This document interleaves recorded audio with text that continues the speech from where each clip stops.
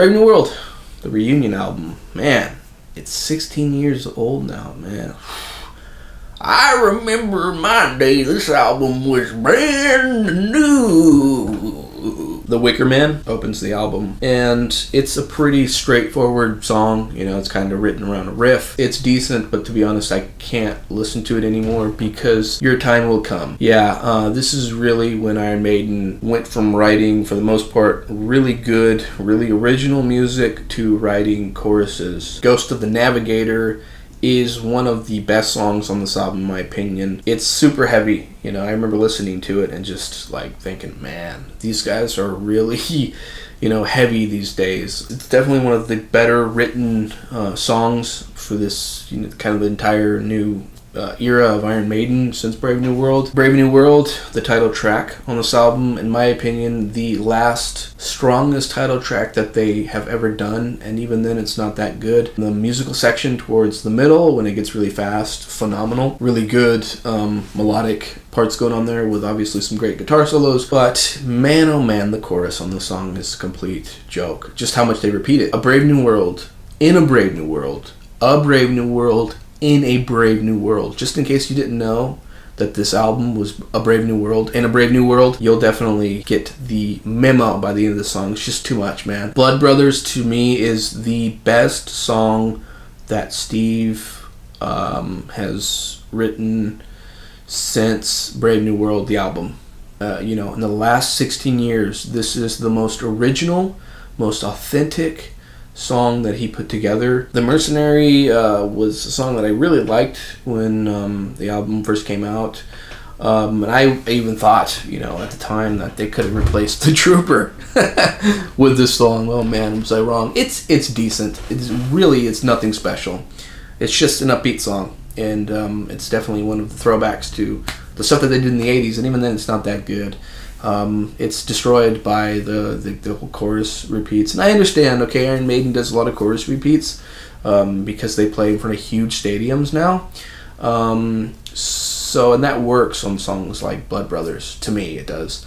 But when you're doing it on just short songs that are supposed to be fast and quick and to the point, you completely destroy the whole, you know, concept of having a short song. Dream of Mirrors was, I believe, the beginning of the Yannick-Steve Harris relationship. It looks to me like it's the epic of the album, and if it is, it's definitely weak. It repeats the chorus. Oh my god, it repeats so much. It's weak. It's destroyed by the chorus. The Fallen Angel is just complete garbage. I've never liked it, not once. Even when I was the biggest Maiden fanboy of all time, I just never thought it was strong. It's got absolutely nothing going for it, and it doesn't, I don't know, it doesn't sound cool. It sounds kind of stupid. It sounds maybe even a little bit happy, like the 90s stuff. Just garbage. It's fucking garbage. The Nomad is definitely another really long, very, very weak song in my opinion, and I know a lot of people are going to disagree with me because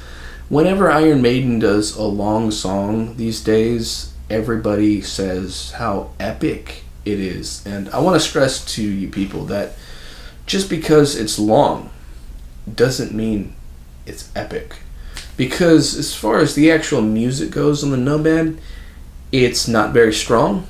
It repeats a lot. I believe it even has the chorus in there that repeats a lot, or it's a verse, I believe. And then right when you think it's about to go into some, you know, really interesting musical sections, I believe it just kind of slows down and repeats the chorus a little bit more. And then it has some guitar solos that are just not that interesting to me. And it just keeps going on and on and on and on. So to me, the Nomad is a song that should have been shorter, maybe around 5 or 6 minutes. And even when you do that, it's still a filler. Despite that really weird intro that just reeks of Yannick Gers to me, Out of the Silent Planet is one of my favorite songs on the album. And I know everybody's like, whoa, man, that's like one of the songs on the album that just is all chorus.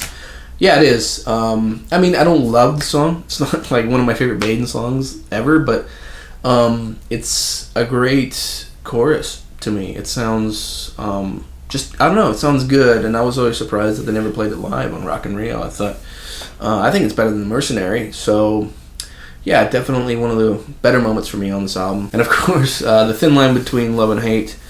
One of the worst ways Iron Maiden has ever ended an album. The music in the beginning is not good. The whole intro, the riff, the verses are so just, they fall flat to me. They're nothing. And then there's the midsection, which to me is the only kind of good moment that you have to get to. It takes a while, and it really shows off Bruce's vocals, but even then it sounds very out of character on this album. And then of course after that it goes into some pretty good musical section, and then at the very end it repeats the slow part. Overall it's just completely underwhelming. So yeah, that's the reunion album of Iron Maiden.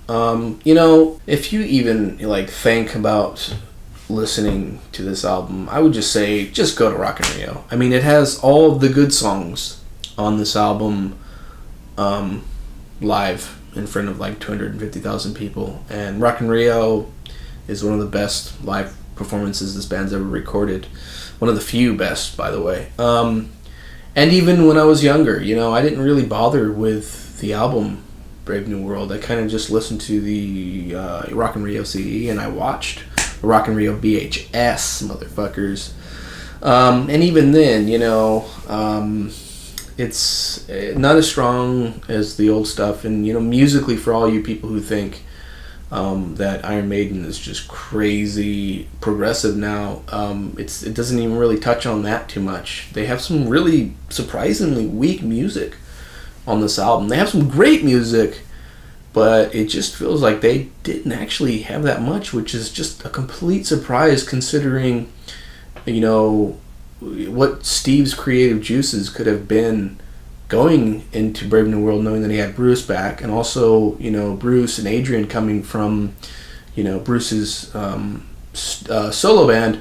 And I know Bruce even had some ideas that he put on his best of that probably could have went on this album. I mean, he did it with Bring Your Daughters to the Slaughter, and that thing fucking sucks. So it would have been awesome to have Broken and Silver Wings on Brave New World, and maybe for Steve to actually write an epic. That would have been pretty cool. So yeah, Brave New World, definitely not so brave and new these days. So I'm gonna give 1984 by Iron Maiden a 6 out of 10. And I'm gonna go listen to other albums that are themed around dystopian futures.